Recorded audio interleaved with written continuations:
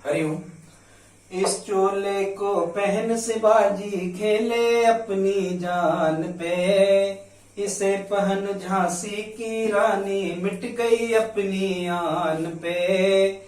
आज इसी को पहन के निकला हो, आज इसी को पहन के निकला हम मस्तों का टोला। मेरा रंग दे बसंती चोला, मेरा रंग दे बसंती चोला, मेरा रंग दे बसंती चोला। हो आज रंग दे, हुमाए रंग दे, हुमाए रंग दे बसंती चोला, मेरा रंग दे बसंती चोला। दोस्तों स्वागत है आपका कृपाल लोधी सर के YouTube चैनल पर। मैं कृपाल लोधी। दोस्तों आज हम आपको लेकर के आए हैं 10th क्लास में मैथ्स का बहुत ही इंपॉर्टेंट टॉपिक, जिसमें आज हम आपको बताने वाले हैं अध्याय 6 त्रिभुज के बारे में। दोस्तों ये अध्याय 6 का हमारा फर्स्ट पार्ट ही रहेगा। इसके हम लगभग 5 से 6 वीडियो आपको लाएंगे और पूरा अध्याय बड़ी स्मार्ट तरीके से आपको समझाएंगे।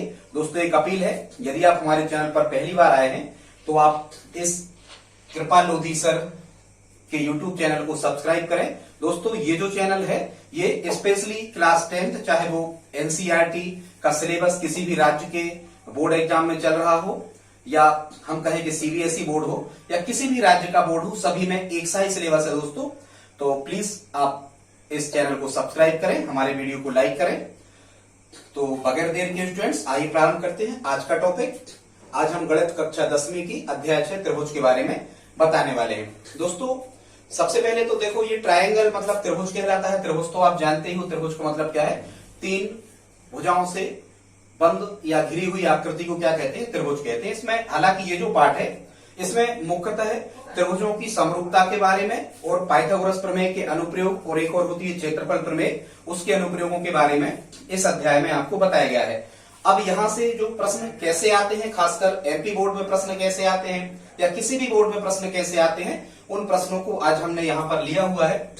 आज स्टूडेंट्स हम आपको बताने वाले हैं इतने प्रश्नों के बारे में जो यहाँ पर लिखे हैं। देखते हैं पहला प्रश्न क्या है, समरूप आकृतियां किसे कहते हैं। पहला क्वेश्चन है दोस्तों, समरूप आकृतियां किसे कहते हैं। तो यहाँ हमने बताने का प्रयास किया है। देखते हैं, ऐसी आकृतियां जिनके आकार समान होते हैं, मतलब ऐसी 2 आकृतियां जिनके आकार समान होते हैं, लेकिन ये आवश्यक नहीं होता कि उनकी मापें बराबर हो या समान हो, ऐसी आकृतियों को समरूप आकृतियां कहते हैं। आप पेन कागज उठा करके बैठ जाएं और ऐसा ही आपको लिखना है। यदि आपको प्रश्न ये आता है कि समरूप आकृतियां किसे कहते हैं या समरूप आकृतियों का क्या अर्थ है, तो बिल्कुल यही का यही परिभाषा जो है आपको लिख लेना है कि ऐसी आकृतियां जिनके आकार समान होते हैं पर मापें समान हो ये आवश्यक नहीं है। मापें समान हो भी सकती हैं, मापें समान नहीं भी हो सकती। तो ऐसी आकृतियों को क्या कहते हैं? हम समरूप आकृतियां कहते हैं। अब आपसे कभी कभी समरूप आकृतियों के प्रश्न पूछे जाते हैं। जैसे हम कहें कि एक वृत्त हमने इतना छोटा सा बनाया और एक वृत्त इतना बड़ा बना दिया। तो स्टूडेंट्स ये जो वृत्त हैं इनके आकार हमें समान लग रहे हैं, मापें अलग अलग हैं। आकार मतलब उनका जो शेप है वो हमें समान लग रहा है। तो ये जो 2 वृत्त होंगे ये क्या होंगे? समरूप होंगे। ठीक है, अभी हम सर्वांग समता के बारे में भी समझा देंगे। हालांकि एक जो कहना चाहिए एक फैक्ट होता है वो ये होता है कि 2 जो सर्वांग आकृतियां होती हैं, सर्वांग आकृतियां हमेशा समरूप होती हैं। ठीक है, लेकिन समरूप आकृतियां हमेशा सर्वांग सम हो यह आवश्यक नहीं होता। आगे हम आपको समरूप और सर्वांग समता में क्या डिफरेंस होता है इसके बारे में भी बताएंगे। तो देखो, ये आप एग्जाम्पल में लिख सकते हो कि 2 वृत्त, कभी कभी तो एग्जामिनर आपसे पूछता है रिक्त स्थान के फॉर्मेट में प्रश्न आता है कि 2 वृत्त खाली स्थान होते हैं, तो आपको वहां समरूप भर देना है, 2 वृत्त समरूप होते हैं। या कभी कभी यहां से आपसे प्रश्न पूछा जाता है कि 2 वर्ग कैसे होते हैं। तो दोस्तों 2 जो वर्ग होते हैं ये भी समरूप होते हैं। जैसे हमने ये 2 वर्ग बना दिए। अब वर्ग क्या कहलाता है?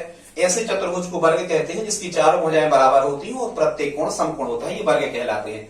तो 2 वर्ग भी हमेशा क्या होते हैं? समरूप। अब यदि आपसे क्वेश्चन पूछा जाता है रिक्त स्थान के फॉर्मेट में, ये पूछा जाता है कि 2 वर्ग खाली स्थान होते हैं, तो खाली स्थान में या रिक्त स्थान में जो ब्लैंक्स है यहां आपको क्या भर देना है? 2 वर्ग समरूप होते हैं। ठीक है, इसी प्रकार से यदि हम 2 समबाहु त्रिभुजों को बना दें तो 2 समबाहु त्रिभुज भी क्या होते हैं? समरूप होते हैं। तो आई होप आप समझ गए होंगे कि समरूप आकृतियां किसे कहते हैं। अब हम देखते हैं दोस्तों, तो जब भी आप इस क्वेश्चन को लिखें तो ये परिभाषा भी लिखें और ये एग्जाम्पल भी आप उसमें दे सकते हैं। तो ये फर्स्ट क्वेश्चन हो गया। अब सेकंड क्वेश्चन हमने लिया है, यहां देख लेना समरूप आकृतियां लिखा था। सेकंड क्वेश्चन हमने लिया है समरूपता का क्या अर्थ है। दोस्तों जब कभी भी आप समरूपता की परिभाषा लिखें तो सबसे पहले आप समरूप आकृतियों की परिभाषा लिख दें। हम बताते हैं आपको, आप चाहें तो कापी पेन से ये लिख सकते हैं। समरूपता की परिभाषा हम बोलते हैं, आपको यहां से लिखना है समरूपता की परिभाषा। ऐसी आकृतियां जिनके आकार समान होते हैं परंतु मापें समान हो यह आवश्यक नहीं है, ऐसी आकृतियों को समरूप आकृतियां कहते हैं। और फिर यहां से आपको आगे जोड़ देना है कि आकृतियों के समरूप होने के गुण को समरूपता कहते हैं। कैसा? आकृतियों के समरूप होने के गुण को समरूपता कहते हैं। ये सिंबल होता है इस टाइप से समरूप आकृतियों का, हम आपको बताएंगे आगे। तो आई होप आप समझ गए होंगे कि समरूपता क्या कहलाती है। ठीक है, या ज्यादा नहीं यदि आपसे बनता है तो आप केवल इतना लिख दें कि आकृतियों के समरूप होने के गुण को ही समरूपता कहते हैं। तो ये समरूपता हो गया। अब हम देखते हैं दोस्तों तीसरा क्वेश्चन, यहां क्या कह रहे हैं कि दो आकृतियों या दो बहुभुजों के समरूप होने की क्या शर्तें हैं। दो आकृतियों या बहुभुज, बहुभुज मतलब जिसमें दो या दो से अधिक भुजाएं होती हैं वो बहुभुज कहलाते हैं। ठीक है, तो आकृतियों के बहुभुज या बहुभुजों के समरूप होने की क्या शर्तें हैं। तो दोस्तों दो शर्तें होती है। यहां आपको इस प्रकार से लिखना है, यहां आप लिखना, हमने नहीं लिखा है, आप लिखना यहां, आप चाहे तो लिख लें कि दो आकृतियां या दो बहुभुज समरूप होते हैं जब, और फिर आप फर्स्ट डालें और उसमें लिखें उनकी संगत कोण बराबर हो, और दूसरा उनकी संगत भुजाएं आनुपातिक हो, या आप लिख सकते हो उनकी संगत भुजाएं समानुपातिक हो। ये दो शर्तें होती हैं किसी भी बहुभुज या आकृतियों के समरूप होने की। ठीक है, और आपको समझा देते हैं कि कैसे आकृतियां समरूप होती हैं। जैसे मान के चलो एक त्रिभुज हमने ये बना दिया छोटा सा और एक त्रिभुज हमने बना दिया बड़ा। ये त्रिभुज है एबीसी और मान के चलो ये त्रिभुज है पीक्यूआर। सबसे पहले तो आपको ये समझना पड़ेगा कि इस एबीसी, जैसे हम कहें कि इस त्रिभुज में या किसी भी त्रिभुज में तीन कोण और तीन भुजाएं, 6 अवयव होते हैं। किसी भी आकृति की भुजाओं की संख्या और कोणों की संख्या को क्या कहते हैं, उसके अवयव कहते हैं। ठीक है, तो हमने कहा कि त्रिभुज में 6 अवयव होते हैं, 3 भुजाएं और 3 कोण। अब ये शर्त क्या लिखी है, उनकी संगत कोण बराबर हो। सबसे पहले आप संगत का अर्थ समझो। संगत का अर्थ होता है कि यहाँ कोण ए का संगत है कोण पी, मतलब सेम कंडीशन में जो बने हैं, ऊपर ऊपर बाएं बाएं दाएं का दाएं, ये समरूप कहलाते हैं, संगत कहलाते हैं। ए का संगत पी, कोण बी का संगत कोण क्यू और कोण सी का संगत कोण आर। समझ गए आप। अब हम कहें कि संगत भुजाएं, तो ए बी की संगत भुजा पी क्यू या पी क्यू की संगत भुजा ए बी, बीसी की संगत भुजा क्यू आर और एसी की संगत भुजा पी आर या पी आर की संगत भुजा एसी। ये संगत का कॉन्सेप्ट कहलाता है। तो यहां क्या लिखा हुआ था कि उनके संगत कोण बराबर हो। संगत कोण बराबर मतलब हम ये कह सकते हैं कि यदि इस त्रिभुज का कोण ए इस त्रिभुज के कोण पी के बराबर है, ठीक है, और इस त्रिभुज का कोण बी इस त्रिभुज के कोण क्यू के बराबर है, ये संगत ले लिए। अब एक त्रिभुज के यदि दो कोण आपस में बराबर हो गए तो तीसरा तो बराबर होगा ही, क्योंकि तीनों कोणों का 180 अंश होता। ठीक है, तो दो कोण हमें लेना पड़ते हैं, तीसरा भी आप चाहे तो ले सकते हैं, इसका कोण सी और इसका कोण आर। ठीक है, ये संगत कोण बराबर हो गए। यदि दोस्तों ये संगत कोण बराबर हो गए तो हम इसको क्या लिख सकते हैं, हम लिख सकते हैं अतः त्रिभुज एबीसी समरूप होगा त्रिभुज काय के पी क्यू आर के। ठीक है, ये थी शर्त उनके संगत कोण बराबर होने की। ठीक है, सेकंड क्या कह रहे हैं, सेकंड कह रहे हैं उनकी संगत भुजाएं कैसी हो, समानुपातिक हो या अनुपातिक हो। इसका मतलब क्या है, 3 भुजाएं हैं, जैसे पहले हमने यहाँ ए बी ले लिया या पी क्यू से भी आप प्रारंभ कर सकते थे। तो ए बी अनुपात मतलब क्या होता है, बटे, तो ए बी इसकी संगत भुजा पी क्यू, तो ए बी बटे पी क्यू हो बराबर ए सी। यदि हमने यहाँ ए बी सी त्रिभुज की भुजाएं ली तो फिर यहाँ हम एबीसी के ऊपर लेते चले जाएंगे। ठीक है, या पी क्यू की लेंगे इस त्रिभुज की तो वो ही ऊपर लिखेंगे।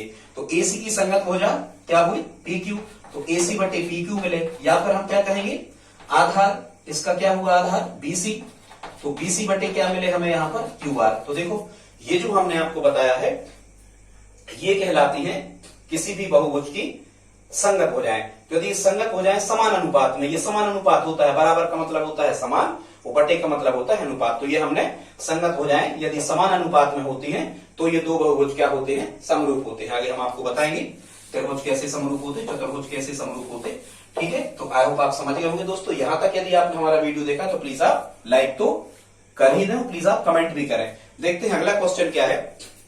तो दोस्तों ये तीसरा हमने आपको बता दिया कि आकृतियों या बहुभुजों के समरूप होने की शर्तें क्या है। केवल दो शर्तें हैं, उनकी संगत भुजाएं आनुपातिक होती हैं और उनके संगत कोण बराबर हो। ठीक है, ये शर्तें हैं, इनका सीक्वेंस आप चाहे तो बदल सकते हैं। अब देखते हैं दोस्तों बहुत ही इंपॉर्टेंट जो एक प्रमेय है आपके इस अध्याय में, जिसे कहा जाता है थेल्स प्रमेय। ये थेल्स एक व्यक्ति का नाम है, उन्हीं ने इस प्रमेय की खोज की थी, इसलिए उनके नाम पर थेल्स नाम रखा गया। तो ये थेल्स प्रमेय कहलाती है, या इसी को कहते हैं आधारभूत समानुपातिकता प्रमेय, या इसी को कहते हैं आधारभूत आनुपातिकता प्रमेय। तो यहां से प्रश्न कैसा बनता है कि थेल्स प्रमेय या आधारभूत समानुपातिकता प्रमेय का कथन लिखिए। तो देख लेते हैं इसका कथन कैसा है, क्या आपको लिखना है। दोस्तों थेल्स प्रमेय में लिखना है कि यदि किसी त्रिभुज की एक भुजा के समांतर अन्य दो भुजाओं को भिन्न भिन्न बिंदुओं पर प्रतिच्छेद करने के लिए एक रेखा खींची जाए तो यह अन्य दो भुजाओं को समान अनुपात में विभक्त करती है। ऐसा का ही ऐसा आपको ये कथन रट लेना है, याद कर लेना है। अब हम आपको समझाते हैं कि ये थेल्स प्रमेय क्या बताती है। दोस्तों ये थेल्स प्रमेय ये कह रही है, जैसे हमने मान के चलो ये कोई त्रिभुज बना दिया, इसका नाम हमने दे दिया एबीसी। ठीक है, ये एबीसी त्रिभुज है। अब कह रहे हैं कि यदि किसी त्रिभुज की एक भुजा के समांतर, मान के चलो इस बीसी के समांतर कोई एक रेखा हम खींच दें, यहां पर हम खींच देते हैं डीई। ठीक है, कौन सी रेखा खींचते हैं, डीई। यदि किसी त्रिभुज की एक भुजा के समांतर अन्य दो भुजाओं को भिन्न भिन्न बिंदुओं पर प्रतिच्छेद करने के लिए, तो देखो ये अन्य दो भुजाएं कौन सी बची, एबी बची और एसी बची। तो ये एबी को कहां प्रतिच्छेद कर रही, डी पर, और एसी को कहां प्रतिच्छेद कर रही, ई पर, और किसके समांतर खींची हमने, बीसी के। यही यहां पर लिखा है कि यदि किसी त्रिभुज की एक भुजा के समांतर अन्य दो भुजाओं को भिन्न भिन्न दो बिंदुओं पर प्रतिच्छेद करने के लिए एक रेखा खींची जाए तो ये रेखा अन्य दो भुजाओं को समान अनुपात में विभक्त करती है, या फिर अन्य दो भुजाएं समान अनुपात में विभाजित हो जाती हैं। कहने का मतलब ये हुआ कि हम ये कहें कि यदि बीसी समांतर है किसके, डीई के, यदि ये बीसी डीई के समांतर है तो ये जो दो भुजाएं हैं एबी और एसी ये समान अनुपात में बढ़ जाएंगी।